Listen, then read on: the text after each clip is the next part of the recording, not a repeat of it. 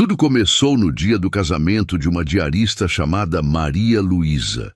Ela estava prestes a dizer sim, quando 12 militares uniformizados cruzaram o salão e um milionário que ela jamais imaginou ver ali se levantou em silêncio, com os olhos marejados. Mas para entender como essa mulher simples chegou até aquele momento inacreditável, você precisa voltar comigo alguns anos e conhecer o tipo de bondade que ninguém aplaude, mas que transforma destinos. Mas antes de continuar, muito obrigado por se inscrever no canal e me conta aqui nos comentários de qual cidade você está assistindo. Vou adorar saber até onde ela está tocando corações. Era sempre assim. O dia nascia e Maria Luísa já estava de pé, cuidando da casa dos outros como se fosse sua. Esfregava o chão com firmeza, organizava os armários como se organizasse sua própria alma. Depois, pegava o ônibus lotado de volta para casa, mas antes fazia um desvio. Num canto esquecido da cidade, deixava uma marmita sobre um cobertor velho. Era para ele. Um homem silencioso, de barba espessa e olhos fundos, que morava na calçada há anos. Maria nunca perguntou seu nome. E ele nunca pediu nada. Apenas dizia obrigado, com um sorriso quase imperceptível. Por que uma mulher tão invisível ao mundo seria lembrada com tanta honra, a ponto de ter militares marchando em seu casamento? Por que um milionário estaria entre os convidados de alguém que a sociedade mal notava? A resposta está nas pequenas escolhas que fazemos quando ninguém está olhando. Maria nunca buscou reconhecimento, mas seu gesto repetido por anos era uma espécie de oração viva. E alguém estava escutando, mesmo em silêncio. Ela não sabia, mas aquele homem deitado sobre papelões escondia um passado que cruzaria seu destino de forma surpreendente. E o que começou como um prato de comida se tornaria um fio invisível, conectando dor, arrependimento, amor e gratidão. Era uma história que o mundo só entenderia muito tempo depois. Maria não tinha muito, mas dava o que podia. E sem saber, mudou a vida de 3 homens. Um morador de rua, um militar ferido e um milionário que pensava ter perdido tudo, menos a chance de recomeçar. Agora que você conheceu o início, está pronto para descobrir o que aconteceu quando todos eles se reencontraram no mesmo lugar, diante de um altar.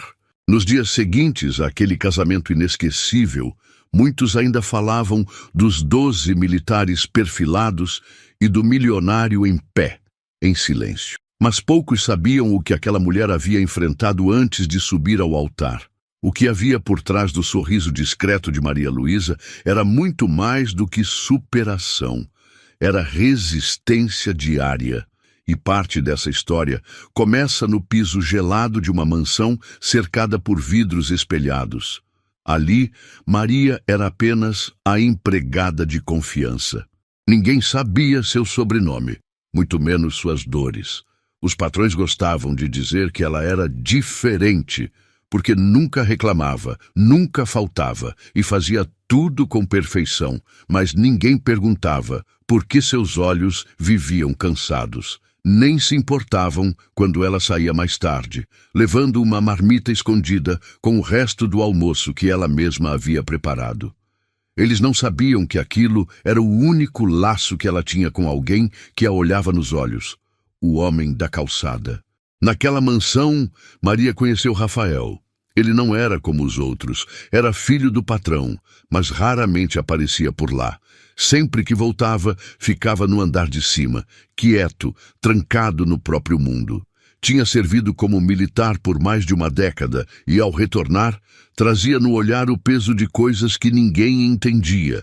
As empregadas diziam que ele era arrogante. Maria apenas percebia que ele estava tentando respirar. O olhar dele era o mesmo que ela via no homem da rua. O mesmo cansaço, a mesma espera. Foi numa tarde nublada que tudo começou a mudar. Maria estava sozinha na casa, lavando o chão da sala principal, quando começou a cantar baixinho uma música antiga que sua mãe lhe ensinara. Era quase um sussurro, como se tentasse conversar com a solidão que morava nela. Não sabia que Rafael estava ali, parado na escada, ouvindo em silêncio. Quando ela se virou e deu de cara com ele, ficou sem graça. Mas Rafael não disse nada.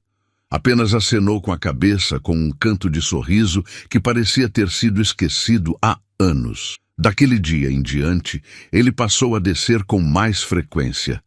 Não falava muito, mas sempre cumprimentava. Às vezes, deixava bilhetes com pequenos elogios pelo cuidado com a casa. Maria não soube como reagir no início. Estava acostumada com ordens secas e pedidos ríspidos. Mas aquilo era atenção, era respeito. Um dia, enquanto limpava o quarto de hóspedes, encontrou um caderno sobre a cama. Dentro havia anotações de Rafael sobre sua volta ao Brasil, escritos marcados de dor, desorientação e uma pergunta recorrente: será que ainda existe algo puro neste mundo? Ela não comentou nada, apenas deixou um recado escrito no espelho com batom. Às vezes, a pureza está onde ninguém olha, nas pequenas coisas. Quando ele viu, desceu imediatamente procurando por ela, com os olhos marejados. Mas tudo o que conseguiu dizer foi: obrigado. Com o tempo, Maria e Rafael passaram a conversar mais. Coisas simples. Sobre o tempo, sobre o barulho da cidade, sobre as flores do quintal. Ele perguntava sobre a música que ela cantava. Ela respondia sem pretensão. E quando ele soube que ela levava marmitas todos os dias para um homem em situação de rua, parou por alguns segundos, respirou fundo e disse: você tem noção do que isso significa para alguém? Maria hesitou. Depois respondeu: não sei, mas me faria falta não levar.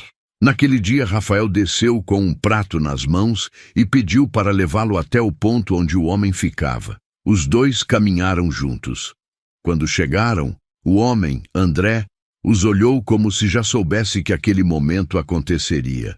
Olhou Rafael nos olhos por alguns segundos, longos demais. Depois, baixou a cabeça e agradeceu. Rafael ficou imóvel. Depois de alguns minutos em silêncio, disse a Maria: ele tem olhar de militar. A semente da desconfiança nasceu ali. Rafael passou a observar André de longe. Viu os gestos, a postura, os olhos sempre atentos, mesmo quando fingia dormir. Um dia, voltou à praça à noite, sem Maria. Levou um casaco e uma pergunta: qual o seu nome completo? André não respondeu. Apenas levantou o olhar e disse: você precisa perguntar para você mesmo antes. No dia seguinte, Maria foi demitida. O pai de Rafael, o dono da casa, havia descoberto o laço que se formava entre os dois e não aprovava. Dissera que aquilo era perigoso para a reputação da família. Rafael tentou argumentar, mas o pai foi irredutível. Maria saiu calada, com os olhos baixos, como tantas outras vezes. Mas Rafael a seguiu. Disse que não se importava com o que pensassem, que queria continuar ao lado dela, que ela era a única pessoa que ainda parecia real naquele mundo feito de aparências. Maria não respondeu. Apenas sorriu com tristeza e caminhou. No caminho, deixou a marmita no mesmo lugar de sempre. Mas André também não estava lá. Agora ela estava sozinha, sem emprego, sem resposta, sem saber que nos bastidores daquela dor algo estava prestes a ser revelado, algo que mudaria tudo o que ela pensava sobre André, sobre Rafael e sobre si mesma. A sujeira dos pisos caros já não importava. Ela havia tocado algo mais profundo, o sagrado escondido na dor dos outros. E estava prestes a descobrir que, por trás da calçada, havia um destino sendo preparado em silêncio. O banco da praça parecia mais vazio do que nunca. O cobertor dobrado com cuidado no canto, a marmita intocada, o silêncio suspenso no ar, tudo indicava que André havia sumido. Maria voltou ali por 3 noites seguidas, mesmo depois de ter sido demitida, mesmo sem ter onde cair morta. Em cada uma dessas noites, ela deixava a comida e ficava esperando. Às vezes sentava no banco e ficava olhando o céu. Às vezes chorava. Outras apenas permanecia ali, com os olhos presos no chão, como se implorasse para ser ouvida mesmo sem palavras. Na quarta noite, encontrou um envelope dentro da marmita vazia. Era o caderno de André. As mãos de Maria tremiam ao segurá-lo. Nunca havia tocado naquele objeto que ele carregava com tanto cuidado. Havia algo de sagrado na forma como ele o protegia da chuva, do tempo, da sujeira. Abrir aquele caderno era como entrar num templo. E quando leu as primeiras palavras, sentiu o coração acelerar. Se você está lendo isso, é porque chegou a hora. Perdoe minha ausência. Eu não fugi. Estou indo em direção a algo que não sei se consigo encarar, mas que você, Maria, me deu coragem para enfrentar. As páginas seguintes eram anotações soltas, lembranças de infância, datas confusas, nomes cortados e, aos poucos, relatos mais claros. André falava de um acidente, de um abandono, de um tempo em que usava farda e respondia por vidas. Havia datas de missões militares, locais que Maria só conhecia de ouvir no noticiário. Falava sobre uma medalha que perdeu na lama, sobre colegas mortos, sobre uma missão interrompida abruptamente. E depois, silêncio. A página seguinte dizia: fui dado como morto, e achei que talvez fosse melhor assim. Maria fechou o caderno e pressionou contra o peito. Respirava com dificuldade. Algo dentro dela dizia que aquelas páginas não eram apenas desabafo, eram um pedido. Um apelo para que ela não o deixasse desaparecer completamente. No fundo do caderno havia uma folha separada com um nome, um endereço e uma observação. Se eu não voltar, leve isso a ele. Ela não sabia quem era o destinatário, mas sabia que não podia ignorar aquilo. Na manhã seguinte, com a coragem que só a dor oferece, Maria procurou Rafael. Ele havia tentado entrar em contato desde que ela foi demitida, mas ela não havia respondido. Ao vê-lo, os olhos dela encheram-se de lágrimas. Sem dizer nada, apenas entregou o caderno. Rafael folheou as páginas rapidamente. Reconheceu datas, siglas, referências. A última anotação chamou sua atenção. O nome no final era de um homem que ele conhecia, um antigo oficial reformado da Marinha. E o endereço era de um prédio velho no centro da cidade, uma antiga base que fora desativada anos antes. Eu posso ir com você, ele disse. Maria hesitou. Se esse homem é mesmo quem André escreveu, talvez ele saiba onde ele está. Rafael assentiu. Chegaram ao local no fim da tarde. O prédio era antigo, com janelas quebradas e uma placa desbotada. Bateram. Uma mulher idosa abriu a porta. Olhou Rafael e depois Maria, como se soubesse exatamente quem eles eram. Sem dizer uma palavra, os conduziu até uma sala nos fundos. Lá, entre mapas antigos e retratos emoldurados, um homem de cabelos grisalhos e uniforme desbotado os esperava. André escreveu que você viria, disse ele, antes mesmo que abrissem a boca. Maria sentiu o chão girar. O homem se apresentou como comandante Bastos. Afirmou que André havia sido um dos oficiais mais brilhantes que já serviu sob seu comando, até o dia em que sumiu no meio de uma missão. A Marinha o deu como morto após semanas de busca. Mas ele não estava morto, apenas decidiu desaparecer. Ele presenciou algo que o fez perder a fé, disse o comandante com um olhar pesado. Achou que, se o mundo acreditasse que ele morreu, seria mais fácil deixar tudo para trás. Maria apertou o caderno com força. Mas por quê? Ela perguntou com a voz embargada. Por que ele me deixou esse caderno agora? O comandante caminhou até uma estante e tirou uma caixa de metal. Dentro havia papéis oficiais, medalhas e uma identificação. O nome era claro, Capitão André Luiz de Sá Amaral. Porque você foi a única pessoa que o viu, mesmo quando ele não queria ser visto. E agora ele precisa ser lembrado. Naquele instante, Maria compreendeu. André havia passado a vida inteira tentando desaparecer. E ela, sem saber, o puxou de volta para o mundo, com comida, com conversa, com silêncio. Agora, cabia a ela não deixar que ele se perdesse novamente.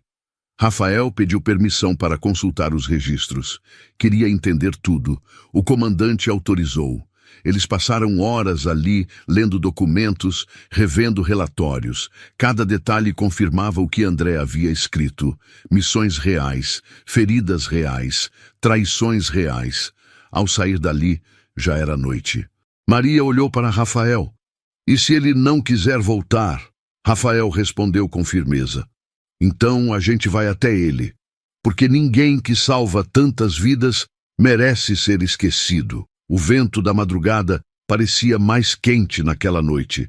Maria caminhava com passos mais firmes. Agora, ela não carregava apenas a marmita. Ela carregava uma história e estava decidida a entregá-la ao mundo. O caderno de André, agora sob os cuidados de Maria e Rafael, não era mais apenas um diário. Era uma chave. A cada página revelada, um novo fragmento de um passado oculto emergia. Um quebra-cabeça de silêncio, dor e escolhas escondidas debaixo do pó dos anos. Rafael se comprometeu a rastrear tudo. Mesmo afastado oficialmente da Marinha, ainda tinha contatos e amigos que deviam favores. Mas o que ele buscava ali não era só por André, era também por si mesmo. Os dias seguintes foram de busca e tensão. Rafael mergulhou em arquivos sigilosos e relatórios antigos. Localizou menções breves sobre uma missão fora do país que terminou sem explicações. Nomes riscados, mapas incompletos, datas que batiam exatamente com os relatos no caderno de André. Confirmou que ele havia, de fato, sido dado como morto. O mais perturbador era que ninguém parecia interessado em saber por que um oficial de alta patente havia simplesmente desaparecido.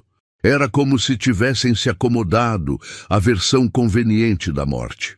Enquanto isso, Maria se dividia entre a pensão onde agora morava e visitas regulares ao prédio onde o comandante Bastos a recebia com respeito quase paternal. Ela levava comida, ajudava a limpar o espaço e passava horas em silêncio lendo os cadernos antigos deixados por André. Em uma das visitas, encontrou um recorte de jornal guardado entre 2 livros. Era uma foto em preto e branco de André, com uma farda impecável e um olhar firme. Ao lado dele, 2 homens. Um era o próprio comandante Bastos. O outro, Maria gelou ao ver. Era o pai de Rafael. Ela levou o recorte consigo e foi direto procurar Rafael. Ele já estava de volta à casa, organizando seus próprios documentos, tentando encontrar brechas legais que pudessem reabilitar o nome de André oficialmente. Quando Maria mostrou a foto, ele levou um tempo para falar. Esse era meu pai antes de virar empresário. Ele sempre evitou falar da época de serviço. Agora eu entendo por quê. O silêncio entre os dois era espesso. Rafael segurava o recorte como se fosse um pedaço de si mesmo que tinha sido perdido. Você acha que ele sabia que André estava vivo? Maria perguntou, sem desviar o olhar. Se sabia, escondeu muito bem. Mas eu vou descobrir. Naquela noite, Rafael confrontou o pai. Não houve gritos. Não houve escândalo. Apenas uma conversa firme, carregada de tensões antigas. O pai negou conhecer detalhes. Disse que André era um bom homem, mas que se perdeu em uma operação que jamais deveria ter acontecido. Ele escolheu desaparecer. Nós respeitamos isso, disse o velho homem, com o mesmo tom frio que usava para fechar negócios. Ele não desapareceu, rebateu Rafael. Ele foi abandonado. E você está disposto a destruir tudo que construí por causa disso? Não é sobre destruir, é sobre fazer o certo. Depois disso, o ambiente entre eles se partiu de vez. Rafael decidiu sair de casa definitivamente. Foi morar com um antigo amigo da Marinha, e ali, entre caixas, mapas e registros desclassificados, começou a montar o próximo passo: encontrar André. Enquanto isso, Maria recebeu um convite inesperado. Uma senhora chamada Dona Eugênia, mãe de Rafael, quis conhecê-la. Dissera que ouvira falar muito sobre ela, tanto pelo filho quanto por alguém que não queria ser nomeado. A reunião aconteceu em uma casa simples, nos arredores da cidade. Dona Eugênia era frágil, mas seus olhos eram vivos. Pegou nas mãos de Maria com firmeza e disse: "Você tem mais coragem do que muito general que conheci. E meu filho, ele precisava de alguém como você, alguém que ensina sem impor, que cuida sem querer nada em troca. Eu sou grata por isso." Maria não soube o que dizer. Apenas sorriu e aceitou o chá quente que lhe foi oferecido. Do lado de fora, Rafael a esperava com uma expressão serena.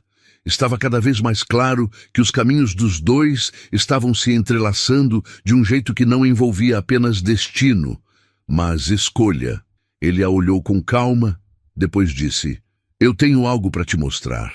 A conduziu até o porão da casa onde agora morava. Lá havia uma parede coberta com papéis, fotos, nomes. No centro, uma cópia ampliada do último relatório militar que citava André. Ao lado, o esboço de uma cerimônia, um plano detalhado para uma homenagem, uniformes cerimoniais, local reservado, lista de convidados, tudo preparado. Maria o encarou, surpresa. "O que é isso? Se ele estiver vivo, eu quero fazer o mundo vê-lo, como você viu." O coração dela bateu mais forte. Pela primeira vez, sentiu que não carregava tudo sozinha e, no fundo, sabia que algo estava prestes a acontecer. Porque não se tratava mais só de um passado escondido. Era sobre o futuro que precisavam reconstruir. A única pergunta agora era: onde estava André? E por que, depois de entregar aquele caderno, ele ainda não tinha voltado? O vento frio cortava a manhã quando Maria sentiu que algo estava prestes a mudar. Já fazia quase uma semana desde que ela e Rafael haviam mergulhado de vez nas pistas deixadas por André. Mas o silêncio dele começava a pesar como uma ausência definitiva. Ela continuava indo até a praça, mesmo que soubesse que não o encontraria. Não havia marmita, nem cobertor, nem traço algum dele. Apenas o banco gasto e o vazio deixado por alguém que nunca ocupou espaço, mas sempre preencheu algo. Foi num desses dias que, ao voltar para casa, encontrou um bilhete preso à porta da pensão. Papel simples, dobra cuidadosa, caligrafia familiar. Ela abriu com os dedos trêmulos. 3 palavras apenas: "Me encontre sozinha." O endereço era um terreno esquecido, onde antes havia funcionado um abrigo de veteranos. Há anos abandonado, agora era só um esqueleto de concreto, envolto por mato e lembranças. Maria reconheceu o nome do lugar. Estava rabiscado em uma das páginas do caderno de André como uma lembrança apagada de algo que já tinha sido lar. Ela chegou perto do entardecer. A estrutura do prédio era ameaçadora. Janelas estouradas, paredes descascadas, pichações em letras desbotadas. No meio de tudo, o eco de passos. E então ele apareceu. André. Estava mais magro, com o rosto marcado pela exaustão, mas os olhos estavam diferentes. Carregavam algo que Maria nunca havia visto nele. Medo. Ela não disse nada. Apenas se aproximou, com o cuidado de quem se aproxima de um pássaro ferido. Ele sentou sobre um bloco de cimento quebrado e abaixou a cabeça. "Eu não sabia se ia ter coragem de te chamar," ele disse, com a voz rouca. "Mas você insistiu. Então aqui estou." Maria se ajoelhou à frente dele sem interromper. "O comandante Bastos me contou," ela sussurrou, "sobre sua história, sobre tudo o que você perdeu." André assentiu com um pequeno movimento. "O pior não foi o que perdi," respondeu. "Foi o que deixei de ser. Quando vi a sujeira por dentro, a traição, os jogos, eu desisti. Achei que, se eu desaparecesse, deixaria de carregar aquilo. Mas carregar o silêncio foi ainda mais pesado." Maria respirou fundo. "E por que me procurou agora?" Ele hesitou. Depois tirou um papel dobrado do bolso. Era uma carta. Ela reconheceu o nome no destinatário. Rafael. Eu precisava contar tudo. A verdade. E sabia que você faria isso por mim, mesmo que eu não tivesse coragem de enfrentar. Ele quer te ver, disse Maria. Ele montou uma homenagem para você. Está tentando limpar seu nome, te mostrar ao mundo. Você não quer ser lembrado assim? André fechou os olhos por um instante. Eu queria, mas não sei se mereço. Talvez seja tarde demais. Maria segurou as mãos dele. Estavam frias, mas firmes. Você me viu quando ninguém mais via. Me tratou como gente. Isso foi antes de saber que eu podia te ajudar. Você não fez por interesse. Fez porque é bom. E isso ainda vive em você. Os olhos de André brilharam, mas ele não chorou. Apenas entregou a carta nas mãos de Maria. Diga a ele que eu existo, que eu agradeço, mas não posso voltar. Ainda não. Ela quis protestar, implorar, convencer, mas sabia que cada um tem seu tempo de voltar para casa e que forçar uma porta antes da hora pode romper o que ainda está tentando se reconstruir. Então apenas assentiu, levantou-se em silêncio e foi embora com a carta apertada no peito. No caminho, passou novamente pela praça. O banco vazio agora tinha um novo peso. Ela sentou ali por um instante e chorou. Chorou não só por André, mas por tudo o que estava desabando por dentro. As injustiças, as ausências, o amor que nascia em silêncio e o medo de que tudo escapasse pelos dedos. Na manhã seguinte, ela entregou a carta a Rafael. Ele leu com calma. Depois, fechou os olhos por longos segundos. Ele está vivo, e isso já é mais do que eu podia esperar, disse com a voz firme. Ele precisa de tempo, completou Maria. Mas ele não desistiu. Rafael caminhou até a parede onde estavam os papéis da cerimônia. Retirou um, escreveu algo no canto e o recolocou com um alfinete novo. Maria se aproximou. Agora havia uma data marcada. Você ainda vai fazer isso? Não por ele, respondeu Rafael, encarando o mural, mas por todos os que nunca foram vistos. Essa cerimônia é sobre eles e sobre você. Ela abaixou os olhos, com o coração acelerado. E se ele aparecer, então saberemos que o mundo ainda guarda espaço para a verdade, mesmo depois dos escombros. Do lado de fora, a cidade seguia no seu ritmo apressado. Mas ali, naquela sala de concreto e memória, duas pessoas estavam preparando algo maior do que sabiam explicar.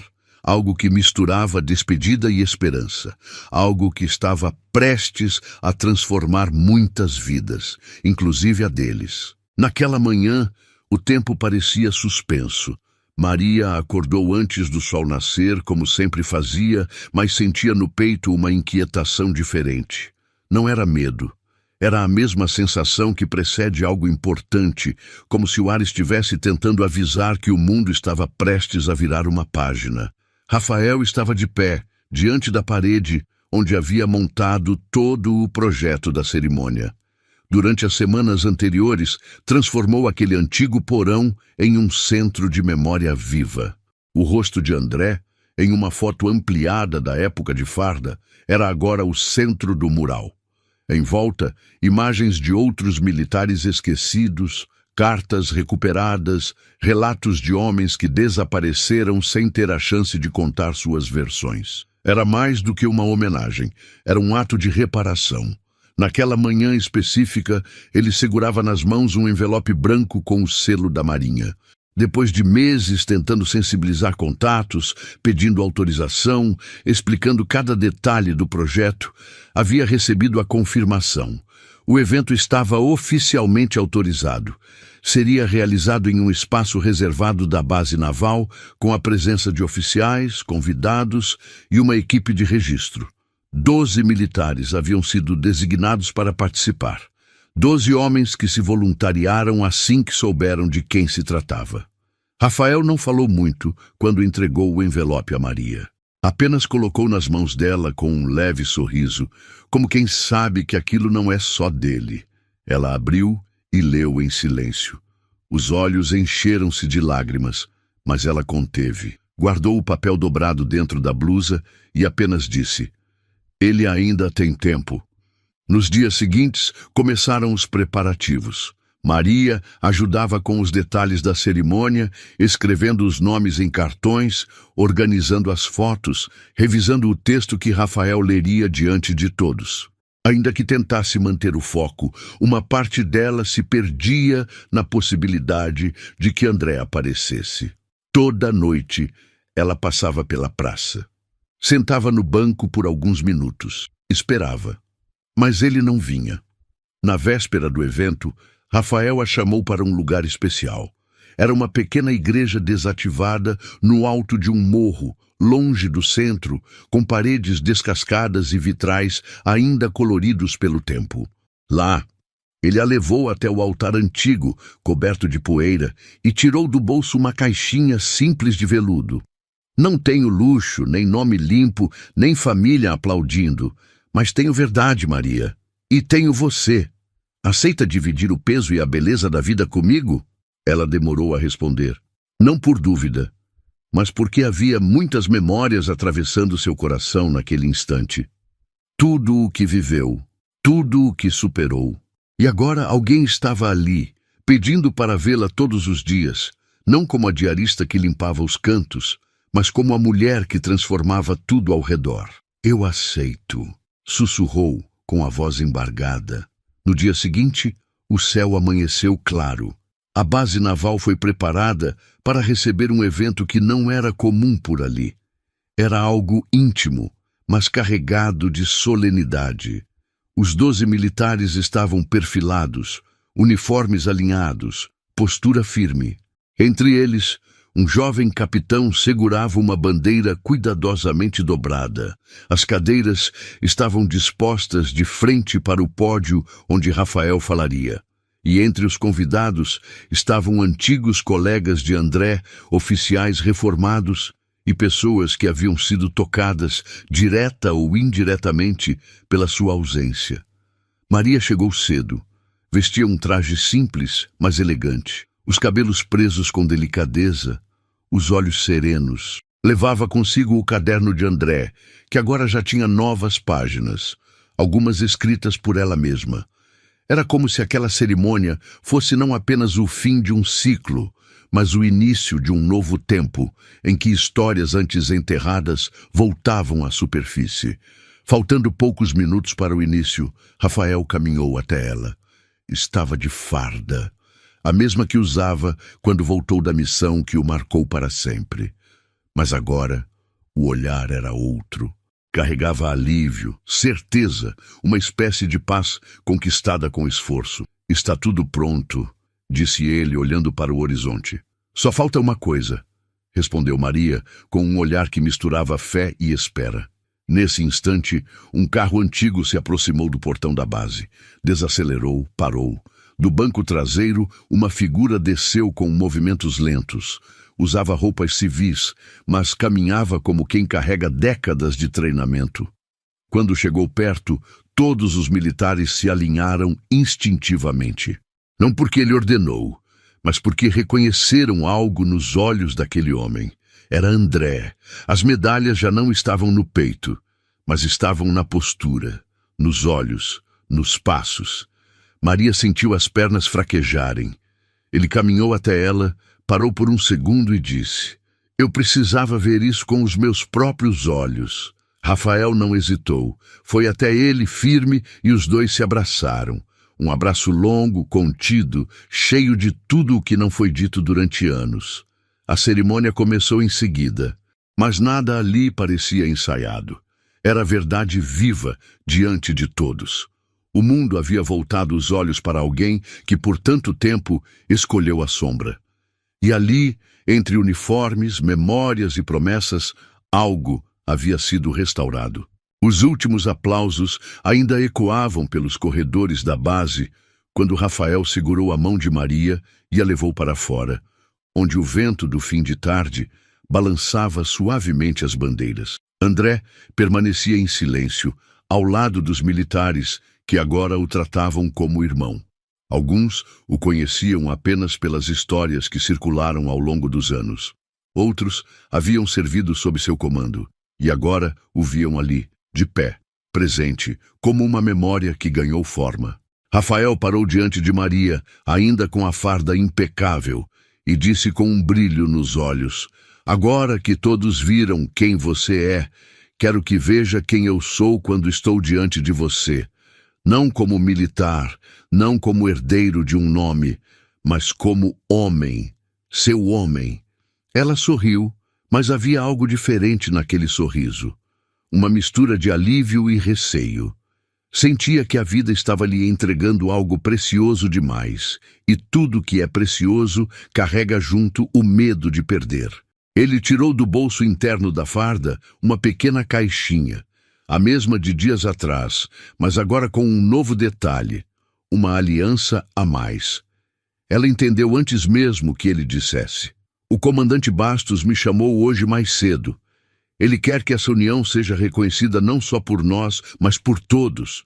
Queremos que o casamento aconteça ali", disse, apontando para o pátio da base. "Com todos aqui, com André, com os 12, com o país que você também ajudou a salvar, mesmo sem uniforme." Maria cobriu a boca com a mão, os olhos marejados. Não era apenas um pedido de casamento. Era o reconhecimento público de tudo o que ela sempre fez em silêncio. Era a cerimônia que jamais imaginou ter. Não em uma igreja rica, mas em um lugar onde sua história fez diferença. 2 semanas depois, tudo estava preparado. A base naval foi transformada para a ocasião.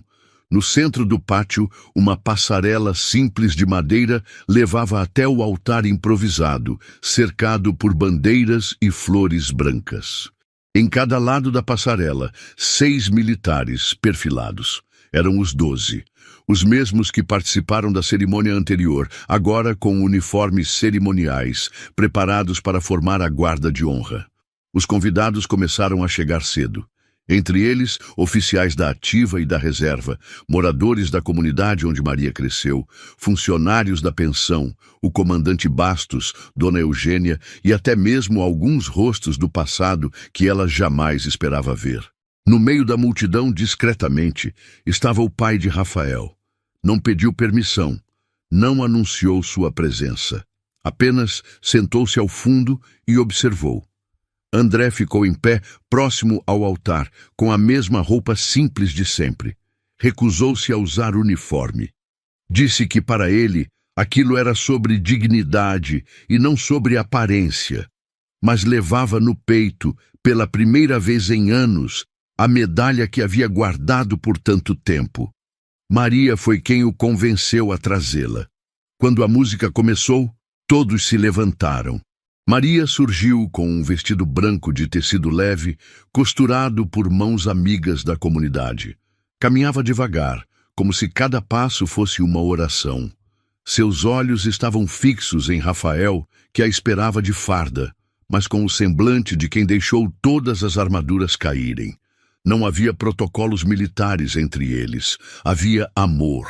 Os 12 militares ergueram as espadas formando um arco sobre sua cabeça enquanto ela passava. As flores brancas dançavam com o vento. O silêncio entre os presentes era reverente, como se todos compreendessem que aquele momento não era comum. Era algo que ultrapassava o tempo, os títulos, as dores. No altar, Rafael segurou suas mãos e falou com voz firme: "Quando te conheci, eu ainda estava preso nas sombras do que vivi. Mas você me ensinou que há luz mesmo nas pessoas invisíveis.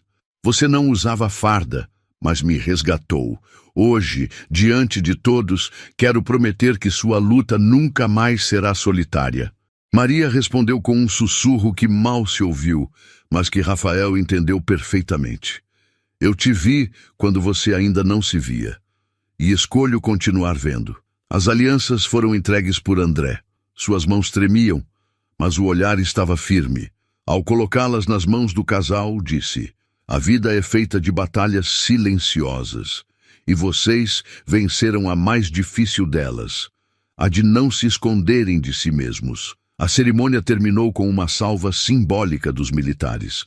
Em seguida, todos foram convidados para um pequeno jantar no refeitório da base. Não havia luxo, havia afeto, havia respeito. Durante a recepção, o pai de Rafael se aproximou discretamente de Maria. Pediu licença e estendeu a mão. Eu errei com você, disse com dificuldade. Hoje entendo que caráter não se mede pela farda nem pelo sobrenome. Você me mostrou isso sem dizer uma palavra. Maria apertou a mão dele. Não havia mágoa ali. Apenas a certeza de que tudo que foi invisível um dia, agora era visto. E ao longe do banco onde costumava esperar por uma marmita, André olhava para tudo com um leve sorriso. Sabia que aquela união era a última parte que faltava do quebra-cabeça. O altar e a farda agora pertenciam à mesma história. Uma que nasceu no silêncio e foi celebrada diante do mundo. O tempo parecia caminhar mais devagar naquela manhã. A base naval, que antes fora palco de uma cerimônia carregada de emoção, agora estava silenciosa, quase solene. Do pátio ao refeitório, tudo havia voltado ao seu ritmo natural. Mas dentro de muitos corações, algo havia mudado para sempre. Maria acordou cedo. Ainda usava o vestido simples da noite anterior, o cabelo solto, leve, como o sorriso que persistia em seu rosto. Levantou-se sem pressa e saiu pela varanda da pensão, onde agora vivia com Rafael. A cidade ainda despertava, mas ela já estava desperta há horas. O corpo cansado, mas a alma tranquila. O que aconteceu no dia anterior não foi apenas um casamento. Foi um reencontro com tudo o que ela acreditava ter perdido ao longo da vida: dignidade, pertencimento, amor. Pela primeira vez, sentia que era vista não como uma prestadora de serviço, mas como uma mulher inteira, com história, com valor. E não porque alguém havia lhe dado isso, mas porque, apesar de tudo, ela nunca deixou de ser quem era. Na cozinha, o cheiro de café fresco e pão aquecido já tomava o ar. Rafael preparava tudo em silêncio, com os cabelos desalinhados e o semblante leve. Quando viu Maria entrar, sorriu daquele jeito que só quem ama de verdade sabe sorrir. Com os olhos primeiro, depois com o rosto. "Bom dia, senhora Amaral", brincou, estendendo a caneca. Ela riu baixo. "Não sei se me acostumo com esse nome." "Vai se acostumar, mas pode continuar sendo Maria Luísa, do jeitinho que sempre foi." Enquanto tomavam café, ela retirou de uma caixa o caderno de André. Ainda o mantinha perto, como um pedaço da história que jamais poderia ser esquecido. Sentou-se à mesa e começou a escrever algo nas páginas finais. "O que está registrando agora?" perguntou Rafael curioso. "O que ficou?" Ela respondeu sem parar de escrever. Mais tarde, os dois foram até o prédio antigo onde Rafael havia montado o mural da cerimônia. Agora, transformado em um pequeno centro de apoio, o espaço acolhia famílias de militares desaparecidos, homens reformados, jovens sem direção. Maria decidiu que aquele lugar teria um novo nome: Casa Vicente Amaral. Na entrada, uma placa de madeira entalhada dizia: "Aqui ninguém é invisível." E com a ajuda de André, que agora reaparecera em definitivo, começaram a coordenar refeições diárias para moradores de rua e aconselhamento psicológico para ex-militares em situação de abandono. André assumiu uma parte administrativa, Rafael os treinamentos e Maria, Maria continuava sendo o coração de tudo. Ela era quem acolhia, quem cozinhava, quem olhava nos olhos. As pessoas vinham de longe para ouvir a história dela. Diaristas, babás, cozinheiras, mulheres que por muito tempo se sentiram pequenas demais para sonhar grande. Mas, ao conhecer Maria, algo se acendia dentro delas. Não era esperança vazia, era reconhecimento. "Você não salvou só um homem da rua", disse uma mulher certa vez com os olhos marejados. "Você salvou muitas de nós da ideia de que não temos importância." Maria apenas abraçou. Certa tarde, o pai de Rafael apareceu novamente. Não com a arrogância de antes, mas com um ar contido, de alguém que aprendeu com o silêncio. Trouxe consigo um documento de doação, um imóvel antigo no centro da cidade. Disse que queria transformá-lo em abrigo para mulheres em vulnerabilidade. Pediu que o projeto levasse o nome de Maria. Ela recusou o nome, mas aceitou o espaço. Disse que o nome do projeto seria Marmita 1, em homenagem ao início de tudo. Na cerimônia de abertura do novo abrigo, os 12 militares voltaram. Estavam diferentes, mais jovens alguns, mais velhos outros, mas quando entraram em formação e bateram continência para Maria, o gesto disse tudo o que palavras jamais conseguiriam. André, agora de barba feita e cabelo aparado, observava de longe. Ele ainda falava pouco, mas quando olhava Maria caminhando entre as mulheres, crianças e veteranos, sorria com leveza. Sabia que tinha feito a escolha certa ao confiar sua história a ela. Você encontrou seu lugar, minha filha, disse um dia, sentados lado a lado na calçada onde tudo começou. Eu não encontrei, André, respondeu com ternura. Eu construí, tijolo por tijolo, com as dores, os cansaços, as derrotas, mas com fé e com gente boa do lado. O sol se punha lentamente quando ela voltou a escrever no caderno. Última página. Quando ninguém te vê, você aprende a ver melhor os outros. Quando ninguém te escuta, você aprende a escutar com mais verdade. Quando você acha que não tem nada para oferecer, é aí que você entrega o que o mundo mais precisa. Amor real, aquele que não faz barulho, mas que move tudo. Ela fechou o caderno. Olhou para Rafael, para André, para os rostos que agora ocupavam o centro de apoio, cada um com sua dor, sua história, sua coragem de continuar. Maria não precisava mais ser notada. Ela havia sido lembrada, respeitada, amada, e por tudo o que fez em silêncio. Agora, o mundo inteiro escutava. A verdadeira grandeza não está em quem carrega títulos, mas em quem age com bondade, mesmo quando ninguém está olhando. Maria não mudou o mundo com palavras, mas com gestos silenciosos. E é justamente nesse silêncio, onde tantos se sentem invisíveis, que nascem os atos mais transformadores. Porque quem escolhe fazer o bem sem esperar aplausos, um dia é lembrado não pela força, mas pela alma que deixou marcada em cada vida que tocou. E se você que está assistindo também acredita que gestos simples podem mudar destinos, mesmo em silêncio, inscreva-se no canal. Aqui, cada história é um abraço na alma. E quem sabe, a próxima possa ser a sua.